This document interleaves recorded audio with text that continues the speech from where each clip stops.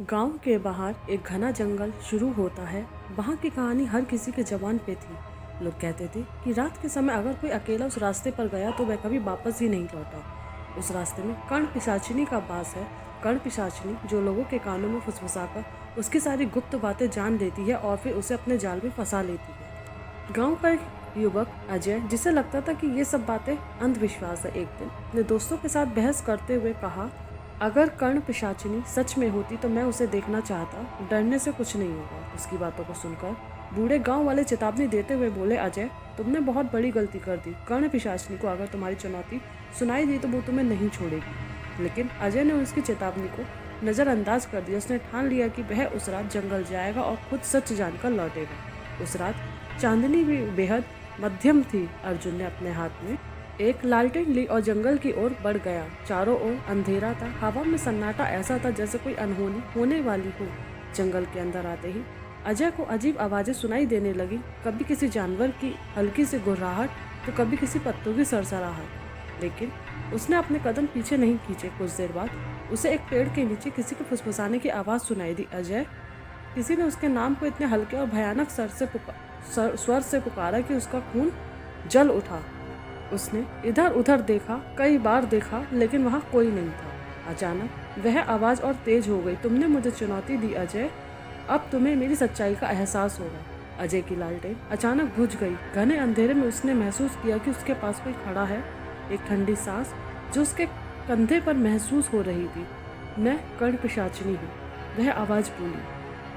तुम अपने सारे गुप्त राज मुझे बताओगे। अगर तुम ऐसा नहीं करते हो तो तुम्हारी आत्मा हमेशा के लिए मेरी हो जाएगी। डरते हुए अजय ने सहमति दी। कर्ण पिशाचिनी ने पहला सवाल पूछा, तुम्हारे गांव में एक औरत की हत्या हुई, सच सच बताओ, क्या तुम्हें पता है वह किसने की? अजय का चेहरा सफ़ेद पड़ गया। वह जानता था कि उस हत्या के पीछे उसके करीबी दोस्त का हाथ था, लेकिन उसने यह बात कभी किसी को नहीं बताई। उसने झूठ बोलने की कोशिश की। मुझे नहीं पता। कर्ण पिशाचिनी जोर से हंसी। झूठ मत बोलो, मैं तुम्हारे मन की हर बात जानती हूँ। तुम्हारा झूठ तुम्हें और अधिक नुकसान पहुँचाएगा। अजय कांपने लगा। उसने सोचा कि सच बताकर शायद वह बच सकता है। उसने कहा, हाँ मुझे पता है, वह मेरे दोस्त रमेश ने की थी। कर्ण पिशाचिनी ने उसके सारे गुप्त राज पूछने शुरू कर दिए।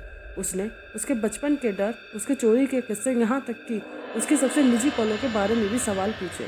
अजय के पास कोई चारा नहीं था।